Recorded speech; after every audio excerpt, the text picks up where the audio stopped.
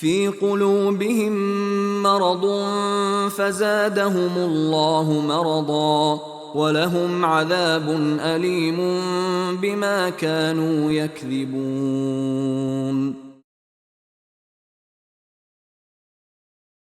ان کے دلوں میں بیماری ہے تو اللہ نے ان کی بیماری میں اور اضافہ کر دیا، اور ان کے لیے دردناک عذاب ہے اس جھوٹ کی وجہ سے جو وہ بولتے رہے۔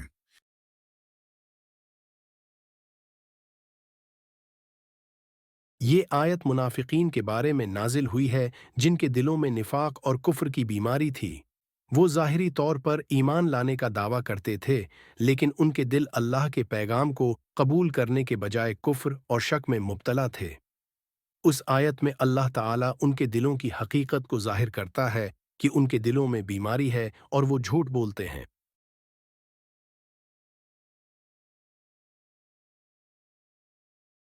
یہاں مرض سے مراد نفاق، کفر اور شک ہے جو ان منافقین کے دلوں میں تھا۔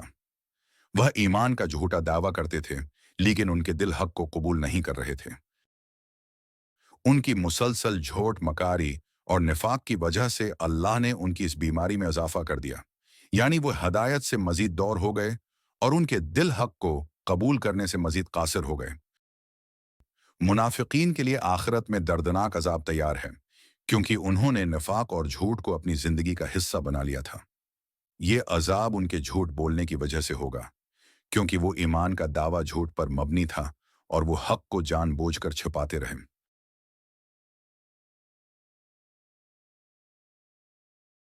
نفاق کی بیماری۔ منافقت دل کی ایک روحانی بیماری ہے جو انسان کو ہدایت سے دور کر دیتی ہے۔ عذاب کی وعید۔ جو لوگ اپنے دلوں میں نفاق اور کفر رکھتے ہیں اور جھوٹ بولتے ہیں، ان کے لیے اللہ نے آخرت میں دردناک عذاب کا وعدہ کیا ہے۔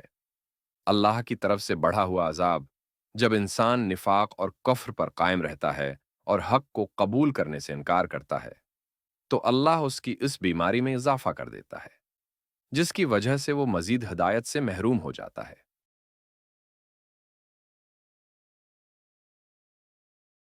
منافقین کے دلوں میں نفاق اور شک کی بیماری ہے۔ ان کے جھوٹ اور نفاق کی وجہ سے اللہ نے ان کی بیماری میں مزید اضافہ کیا۔ ان کے جھوٹ بولنے کی وجہ سے انہیں آخرت میں دردناک عذاب ملے گا۔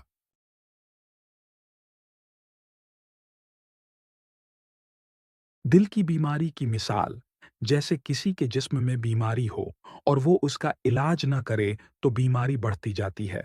منافقین کے دلوں میں نفاق کی بیماری تھی، اور چونکہ انہوں نے کرنے کی کوشش نہیں کی، اللہ نے ان کی اس بیماری کو مزید بڑھا دیا اور وہ ہدایت سے مزید دور ہوتے گئے۔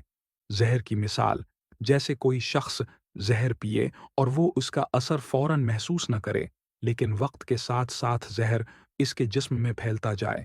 منافقین کا حال بھی ایسا ہی ہے۔ ان کے دلوں میں نفاق کا زہر موجود تھا، اور اللہ نے ان کے عمل کے نتیجے میں اس زہر کو اور پھیلنے دیا۔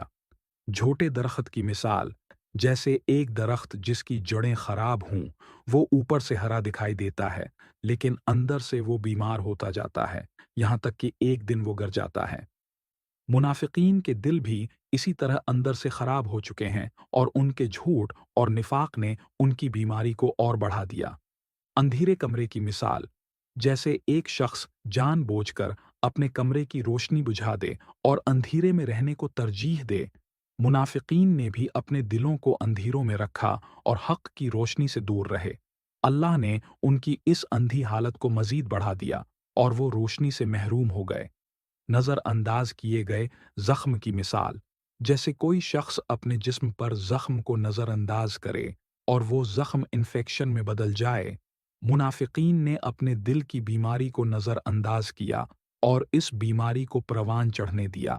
نتیجہ یہ نکلا کہ اللہ نے ان کی بیماری کو مزید بڑھا دیا اور وہ ہدایت سے مکمل طور پر دور ہو گئے۔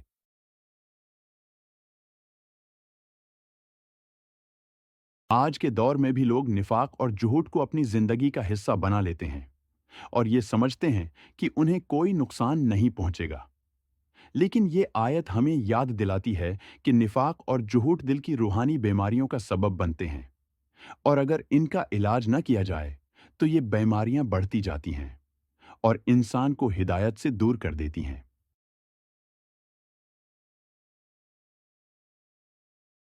دل کی روحانی بیماریوں جیسے نفاق اور جھوٹ سے بچنا ضروری ہے۔ جھوٹ اور نفاق انسان کو ہدایت سے دور کر دیتے ہیں اور اللہ کی ناراضگی کا باعث بنتے ہیں۔ اللہ تعالی کے عذاب سے بچنے کے لیے ہمیں اپنے دلوں کو صاف رکھنا ہوگا اور سچائی کی راہ اختیار کرنا ضروری ہے۔ یہ آیت ہمیں خبردار کرتی ہے کہ اگر ہم دل کی بیماریوں کو نظر انداز کریں گے تو اللہ ان بیماریوں میں اضافہ کر دے گا اور اس کا نتیجہ آخرت میں دردناک عذاب کی صورت میں نکلے گا۔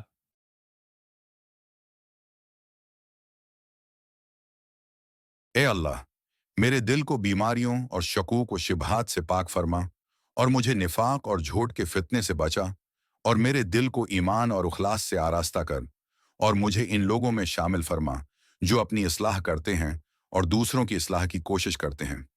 اے اللہ، مجھے دل کے فریب، کینے اور بغض سے محفوظ رکھ، اور مجھے سچائی اور صداقت کے ساتھ زندگی بسر کرنے کی توفیق عطا فرما، اور میری ہر بیماری کو شفا دے، خصوصاً دلی بیماریاں جیسے نفاق اور شک۔ آمین۔